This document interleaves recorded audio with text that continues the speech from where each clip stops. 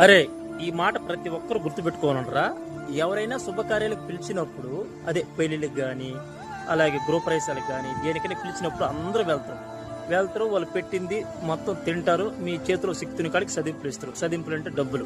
అంటే ఇంకొంతమంది అయితే గిఫ్ట్లు ఇస్తారు. ఇంకొంతమంది ఏదైనా ఇంట్లో వస్తువులు తీస్తారు. మంచాలు, చైర్స్, అలాగా ఏమైనా ఫ్రిడ్జ్లు, సోఫా సెట్లు, వాళ్ళకి నచ్చిన కాడికి గిఫ్ట్ ఇస్తారు. ఏదో వాళ్ళ గౌరవం కాపాడుకోవడానికి.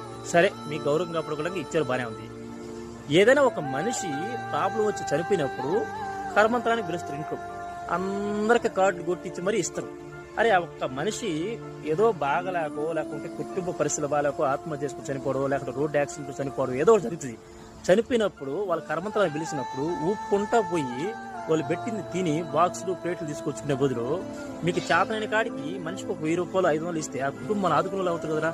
కనీసం మనిషికి ఒక 1000 రూపాయలు ఇచ్చినా కనీసం ఏ కర్మంతరానికి 1000 మంది 500 మంది తక్కువ వెళ్తున్నారా? ఆ కుటుంబానికి ఎంతో కొంత మీరు ఆదుకున్నట్టుగా అవుతుంది కదరా. అంటే మంచి వాళ్ళు అడగకపోయినా శుభకార్యాలకు ఇస్తారు. వాళ్ళ బాధలో ఉన్నప్పుడు వాళ్ళు పెట్టింది తిని వాళ్ళ బాక్సులు వాళ్ళ ప్లేట్లు తీసుకొచ్చుకుంటారా? ఏం మనుషులు నాకు అర్థం కావట్లేదు. ఇది మారాలా.